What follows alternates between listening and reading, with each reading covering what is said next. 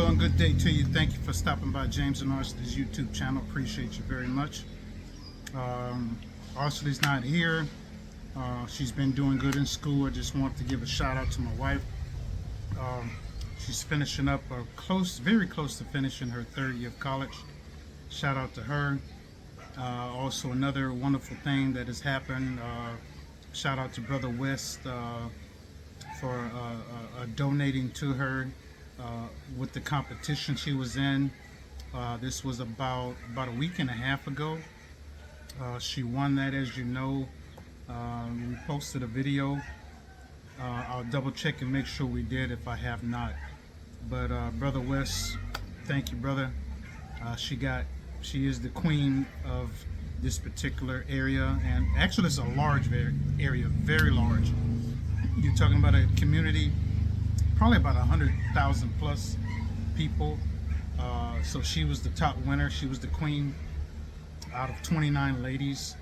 4 of them won fourth, third, second, and first place, and then it was the queen. So that was awesome. So her demonstration for school was awesome. She did really good on that. She's got one more test, and her third year is a wrap. So she's done. So I want to let me do this also. Shout out to the men and women who are serving or who have served. For the ones who are overseas and doing their thing over there with the Iran and the Kuwait and things like that.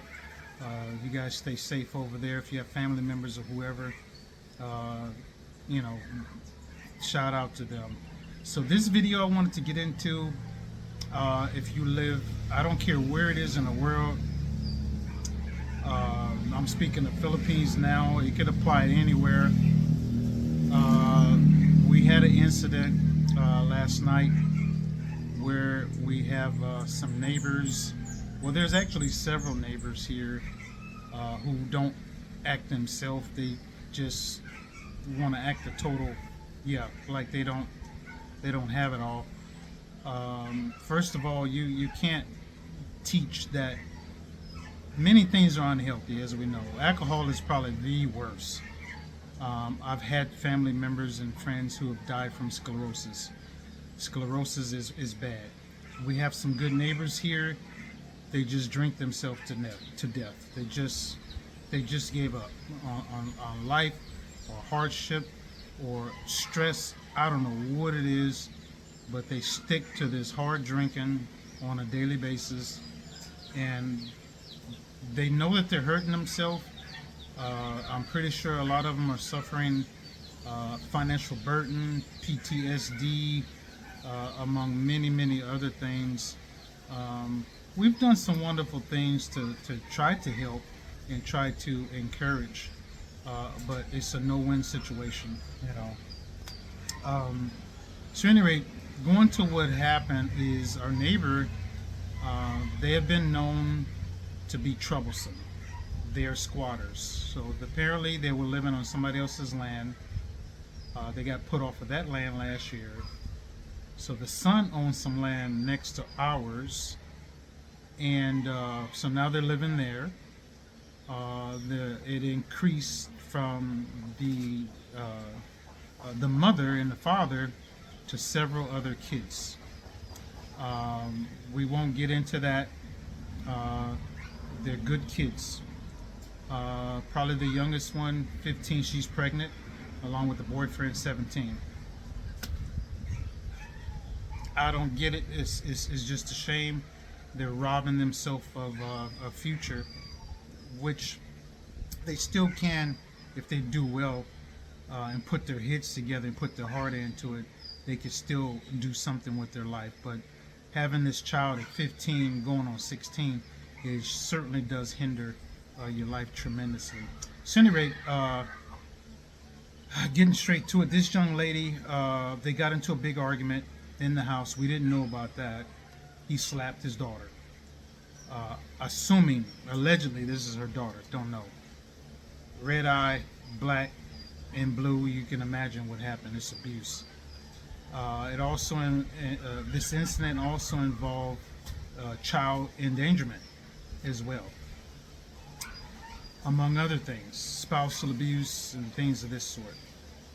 Now, like I said, It doesn't only happen here where we live. It's happened in the States, United States. I've seen this happen in Europe as well when I used to live there, and many, many other places as well. But since I live here, this is buck wild crazy. So the married couple, they drink heavily. I just seen the lady clean up the yard of all the whiskey bottles and everything. I thought she got them all. She did not. So at any rate, they got into an argument. It escalated, and we got a tip phone call stating, "Hey, keep your eyes open." Now, I don't know what's going on. I didn't get any details, but just a tip phone call that stay on the alert. So my wife, she's like, "Hey, let's put on some clothes just in case we have to boogie out of here." I don't know what the hell is going on. So I put my clothes on. I'm still trying to figure out what's happening.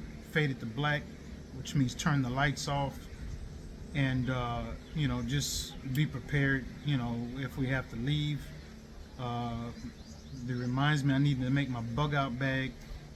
For those of you who don't know what it is, this is where you put certain necessities in there, copies of documents, put some cash in there, your photos of your passports or whatever documents you have, and you got one bag, and then you have a second one where you could put some sort of rations or something in there, so you can have something to drink or whatever. So that I need to work on.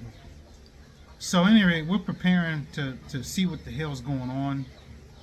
I got my video camera on, and next thing I know, I hear all this screaming and yelling and cursing and Messiah. And my wife, she's paranoid. I'm trying to get her calmed down, because if you panic, you lose it. And this damn fool, he's trying to set the house on fire with everybody in it. He's throwing coconut tree branches on the fire. He's throwing all kinds of stuff, trying to build up a big fire. Now, the crazy thing about it here in the where we are, water doesn't go very far. A lot of people try to use the water. When there is water, they hoard it. So they're filling up containers and everything else. And they do have natural spring water that you can go to as well. So at any rate, I see a fire while I'm recording. So I have my wife says, "Call the police now." Gave her certain things to say. Number one, there's a foreigner here. I just straight out said foreigner in distress, and send the fire department over here.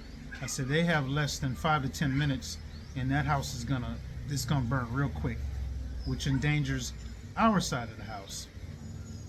So she's sending all these messages. She's working real fast, also communicating with one of the ladies who works for the barangay in our area. Also, she's trying to communicate with her mom to see what's going on, if she could go to the barangay captain's house, which he did not. He doesn't do anything. He's probably sleeping. I don't know what it is. So the police finally came out late as hell. It probably was like 20 to 30 minutes later. Probably was pretty close to 10 police officers, 2 fire trucks. By that time, the fire is smoldering. We turned on our patio lights so they could see, because they don't have any outside lights next door. And they find him, and they talk to him to see what's going on. He's belligerent.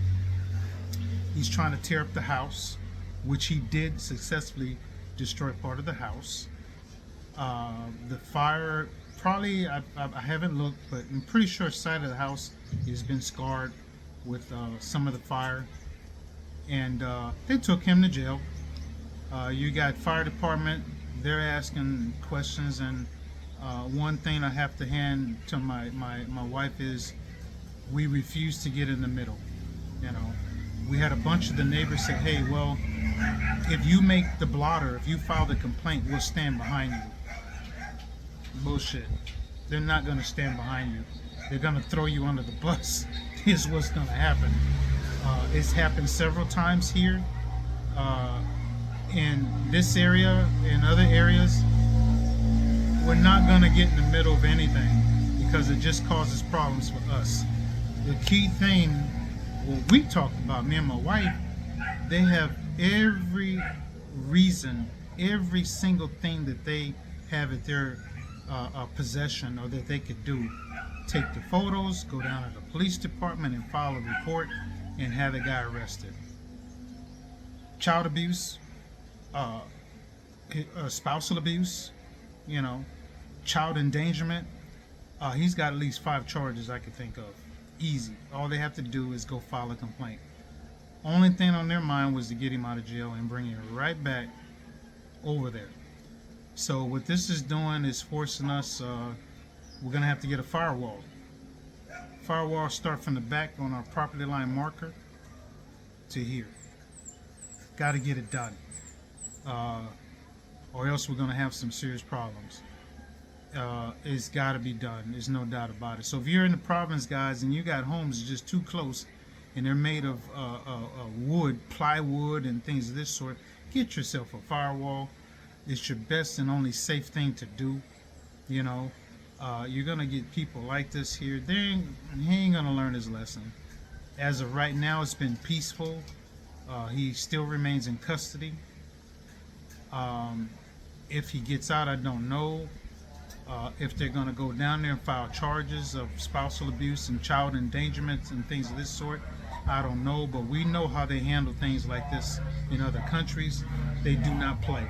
And they do not need somebody to go and file a report. If they find out that there was kids in there, you got some big problems, big time. Here they do things a little differently. I don't know the law. I read some of the laws for myself and my purpose, so I can know what's going on, and also explain to Arsley as well. They have a lot of things that they can exercise and do, but a lot of them they don't. They want their peace. But I'll be damned, I'm gonna sit there and allow them, or ask my wife to have the audacity to ask my wife to file a complaint, and they'll stand behind her. They're gonna stand 10, 20, 30 feet behind you and let you be out front and let you get hit by a Mack truck. Not happening. Not happening. She told him correctly, we want our peace, leave us out of it. If you want to do something, that family behind me, they go down to the police department and take care of it. So if you're having this problem, guys, I pray you're not. I hope you're not. Know your neighborhood. Know the neighbors. Know who's bad, who's good. And I strongly encourage you, if you're going to build a house and there's other homes close by you, get yourself a firewall. It's going to protect your home. Not 100%, but it's going to protect your home. And let me mention another sad thing about this barangay here. They ran out of water 3 days ago. I don't get it. So we got to have somebody get water containers by myself and start going to the spring and bringing us some water over here so we can have it. God forbid if that house would have caught fire, no water here. I can't, what the hell, my water hose is of no use. It's long enough, but I can't use it, you know, because there's no water in the main tank. So if I get a chance, I'm going to speak to the barangay captain and ask him, hey, can you please do something about that? Keep that water tank filled up a little bit more. It doesn't make any sense at all. So it is what it is, guys. So if you got homes, get yourself a firewall, please. It's very important. We're gonna look into getting a fire extinguisher for at least inside our home. A fire extinguisher is not really gonna help you outside. Digging a well, it is good, but very, very expensive here. And then to my understanding, they run out after a while. And then finally, when it's rainy season, it actually helps fill that, where you drill that, fill that back up. This is information I got just last week. So if you got a water well, still got water, you're good. expensive. If it's empty, you gotta wait for it to rain before the damn thing fills back up. I don't get it. Province life, you guys. Province life, crazy. You guys take care. Salute to my military people. Much love to you.